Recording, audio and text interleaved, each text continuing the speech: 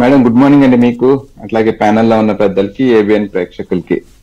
ముందుగా భారతదేశ దాస్య శృంఖలాలు తెంచడానికి భారతదేశం అంటే ఒక కారణం కోసం అధికారం కోసం కాదు, ఒక కారణం కోసం పుట్టిన party Congress party. Congress party 138వ ఆవిర్భావ దినోత్సవ సందర్భంగా దేశ ప్రజలందరికీ, ఎవరైతే స్వేచ్ఛావాయులు పీలుస్తున్నారో ఇవాళ భారతదేశంలో, దేశ ప్రజలందరికీ కూడా శుభాకాంక్షలు తెలియజేస్తూ, మేడం ఇవాళ నిన్న షర్మిల గారు స్ట్రాటజిక్ కమిటీ మీటింగ్ నిన్న జరిగింది, కోఆర్డినేషన్ కమిటీతో. స్ట్రాటజీ అంటే కాంగ్రెస్ పార్టీ ఆంధ్రప్రదేశ్ లో ఎలా వెళ్ళాలి, పార్టీ యొక్క దీన్ని ఎట్లా విస్తృతపరచుకోవాలి, పార్టీ ప్రజల్లోకి ఒక స్ట్రాటజిక్ కమిటీ మీటింగ్ నిన్న ఢిల్లీ వెళ్ళటం జరిగింది.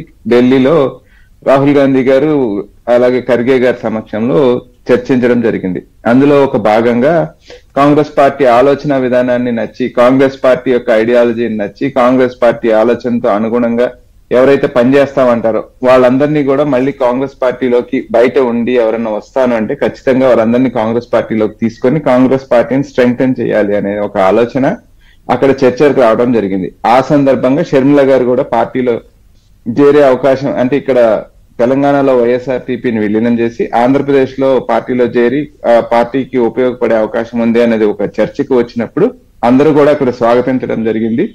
డెఫినెట్ గా అంటే ఆవిడకి ఏ బాధ్యతలు అప్పచెప్తారు, ఆవిడ ఏ బాధ్యత తీసుకొని ఇక్కడ ఆంధ్రప్రదేశ్ లో వస్తారు అనేది నాకున్న సమాచారం మేరకు అయితే అటువంటి చర్చ ఏమీ జరగలేదు. కానీ ఆవిడకి పార్టీ ఏ బాధ్యతలు అప్పచెప్పితే, ఆవిడ ఏమి ఆశిస్తున్నారో ఆమె ఏమి స్వీకరిస్తారు, అదంతా కూడా హైకమాండ్ నిర్ణయించుకునే విషయం. షర్మిలమ్మ గారు వారిద్దరి మధ్య జరిగే చర్చ.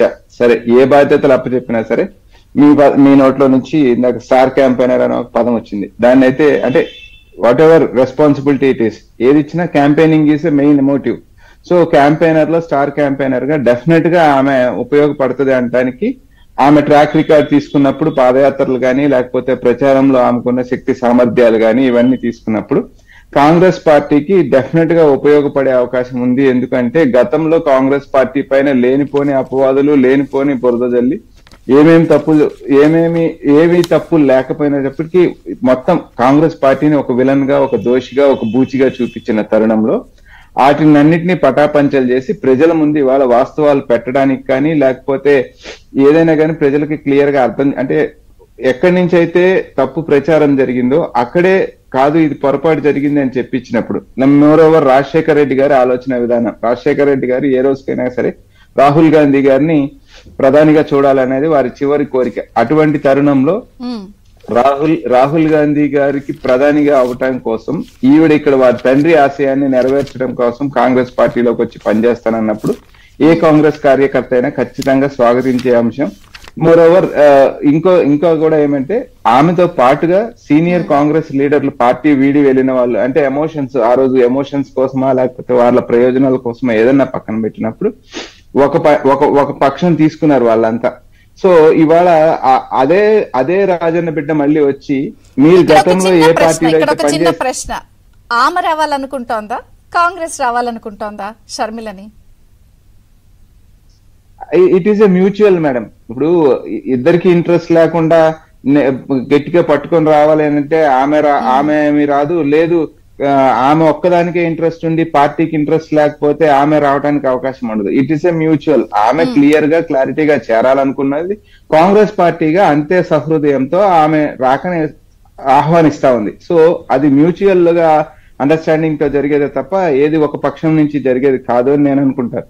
సో అటువంటి తరుణంలో ఆమెతో పాటుగా ఇవాళ ఆంధ్రప్రదేశ్ రాష్ట్రంలో ఎవరైతే సీనియర్ కాంగ్రెస్ నాయకులు రాజశేఖర రెడ్డి గారి మీద అభిమానంతో వేరే పార్టీలో చేరారా లేకపోతే వారి యొక్క రాజకీయ ప్రయోజనాల ఏదైనా పక్కన పెడితే, ఇవాళ మీరు ఆశాంతం ఆ పార్టీలో ఎదిగి మంత్రులుగానో లేకపోతే చాలా ఉన్నత స్థాయికి ఎదిగిన మీరంతా కూడా ఇవాళ రాష్ట్రం యొక్క అంటే ఒక 5 ఏళ్ల పాటు ఒక పరిపాలనలో మళ్ళీ మంత్రులుగా ఉన్నారు. గతంలో 10 ఏళ్ల పాటు మంత్రులుగా చేశారు, ఎమ్మెల్యేలుగా చేశారు. ఆ పరిపాలన చూసారు, ఈ పరిపాలన చూసారు. వైసీపీలో ఉన్న వాళ్ళని ఇటు చేర్చుకోవడానికి టార్గెటా, లేదా వెళ్లిపోయిన సామాజిక వర్గాలని తిరిగి వెనక్కి రప్పించుకోవడం అంటే టార్గెటా, లేకపోతే ఇందాక మీరు ఒక మాట అన్నారు, డెఫినెట్ గా స్టార్ క్యాంపెయినర్ అనేది కూడా ఒక ముఖ్యమైన అంశం ఉంటుంది అన్నప్పుడు గట్టిగానే జగన్ గారిని టార్గెట్ చేయబోతున్నారా షర్మిల గారితో?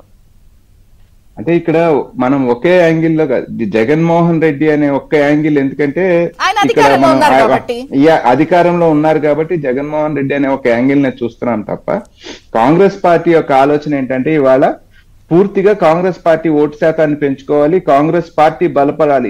దీనివల్ల ఎవరికి నష్టం ఎవరికి లాభం బేరీ చేసుకోవాల్సిన అవసరం మాకు లేదు. మా ఆలోచన అంతా కూడా మేము ఎలా బలపడాలి, మళ్ళా కాంగ్రెస్ పార్టీ ఆంధ్ర రాష్ట్రంలో పూర్వ వైభవం ఎలా తీసుకురావాలి, ఈ రాష్ట్రానికి వాగ్దానంగా చేసిన మేళ్లని ఏ రకంగా కేంద్రం నుంచి సాధించుకొని రావాలి, ఇదంతా కూడా concept end of the day Andhra Pradesh ప్రజల కోసం మేలు ఎలా జరగాలి అనే కాన్సెప్ట్ లో సీనియర్ కాంగ్రెస్ నాయకులు ఎవరన్నా కూడా ఏ పార్టీలో అన్నా ఉండవండి జరిగిన నష్టము జరిగిన ఆలోచన ఏదైనా జరిగిపోయింది 10 ఏళ్ల పాటు ఈ రాష్ట్రంలో కొనసాగిన ప్రభుత్వాలు ఈ రాష్ట్రంలో జరిగిన విధానం చూసిన తర్వాత కేంద్ర ప్రభుత్వం నుంచి 10 ఏళ్ల నుంచి మనకు రావాల్సిన బెనిఫిట్స్ ఏవి రానప్పుడు ఏ పార్టీ సాధించలేనప్పుడు అది ఒక కాంగ్రెస్ పార్టీ ద్వారా సాధించగలుగుతాం. అది విశాఖపట్నం స్టీల్ ప్లాంట్ ప్రైవేటైజేషన్ ఆపుకోగలుగుతామా, లేకపోతే విభజన చట్టంలోని హామీలు సాధించుకురాగలుగుతామా, ఈ రకంగా అన్ని ఆస్పెక్ట్స్ చూసినప్పుడు అది కాంగ్రెస్ పార్టీతోనే సాధ్యమవుతుంది అనేది సుస్పష్టం. ఇవాళ నిజంగా గనక రాజకీయాల్లో ఉన్నప్పుడు ఏ రాజకీయ నాయకుడిని అడిగినా చెప్పేది ఏమంటే ప్రజలకు సేవ చేయడం కోసం అనే మాట మాట్లాడుతున్న తరుణంలో నిజంగా మీ ఉద్దేశం ప్రజలకు సేవ చేసే ఉద్దేశమే కనుక మీలో ఉండుంటే ఇది ఒక మంచి ఆపర్చునిటీ కాంగ్రెస్ పార్టీలోకి మళ్ళా తిరిగి వచ్చి ప్రజలకు మేలు చేసేదానికి మీరు వెనక్కి రమ్మని చెప్పి మీరు ట్వీట్ కూడా చూడండి మాణిక్యం ఠాకూర్ గారిది కంబ్యాక్ అనే ఒక ట్వీట్ పెట్టడం జరిగింది. సో గర్వాపసి మీరు ఏ పార్టీలో అన్నా ఉండనివ్వండి కానీ ఇక కాంగ్రెస్ ఐడియాలజీతో పనిచేయాలనుకున్న వాళ్ళు మొత్తం కూడా మళ్ళీ కాంగ్రెస్ అడిగాను. కంబ్యాక్ అన్నప్పుడు పూర్తి స్థాయిలో మీ ఓట్ బ్యాంక్ ని కంబ్యాక్ అంటున్నారా, మీ నాయకుల్ని కంబ్యాక్ అంటున్నారా, ఎవరైతే మరి జగన్ గారు మీకు నష్టం చేకూర్చారో ఆ జగన్ గారినే ఈ బాణంతో ఈ బుల్లెట్ ఇటు పెట్టి అటేస్తున్నారా, లేకపోతే ఎట్లా అన్నది ఎట్లా ఉపయోగించుకోబోతున్నారు? చాలా ప్రచారాలు ఉన్నాయి. పీసీసీ ఇస్తారని, రాజ్యసభ ఇస్తారు కర్ణాటక నుంచి, స్టార్ క్యాంపైనర్ అంటున్నారు. పూర్తి స్థాయిలో అన్ననే టార్గెట్ ఉత్తి క్యాంపైనర్ అంటే మీ మనసులో ఏముంది అనేది కూడా చాలా మంది ఆసక్తి చూపిస్తున్నారు తెలుసుకోవాలని. ఏంటి మేడం, లీడర్స్ అవసరం, ఓటు బ్యాంక్ అవసరం, తర్వాత ఇప్పుడు క్యాంపెయినింగ్ అంటే ఉన్న వాస్తవాలను ప్రజలకు వివరించి చెప్పడం అవసరం. మీరు అడిగిన ప్రశ్నలన్నిటికీ కూడా ఖచ్చితంగా అవన్నీ కూడా నెరవేరాల్సిన అంశమే. సరే, దాంట్లో మనకి కొంత ఎక్కువ శాతం ప్లస్ అవుతుంది షర్మిల ద్వారా కాంగ్రెస్ కి. మీరు అనుకున్న అన్ని ఆ పూర్వ వైభవము, అధికారము, లేకపోతే మీరు అనుకుంటున్నట్టు జగన్ గారికి చెక్ పెట్టడం, ఆ పాలన అన్ని షర్మిల గారి ఎంట్రీతో అయిపోతుందా? నాట్ జస్ట్ ఏది కూడా ఒక్క వ్యక్తితో మొత్తం అయిపోతుంది అని ఎవరు కూడా చెప్పరు. ఇవాళ ఎస్ డెఫినెట్ గా ఆవిడ 100% అడ్వాంటేజ్ టు కాంగ్రెస్ పార్టీ ఆవిడ రావటం అనేది ఒక మోరల్ బూస్ట్, మనోధైర్యం. మోరోవర్ రాజశేఖర రెడ్డి గారి కూతురు అనే ఒక టైటిల్ ఉన్న తరుణంలో అది అందరూ కూడా ఇష్టపడేది, స్వాగతించే అంశం.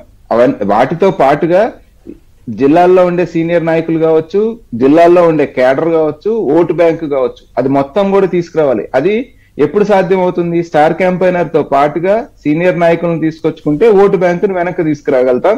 దాన్ని వివరించి చెప్పుకోవడం కోసం షర్మిలమ్మ గారు she will be an added advantage మాకు అని మేము బలంగా కాంగ్రెస్ పార్టీ నమ్ముతున్న విషయం.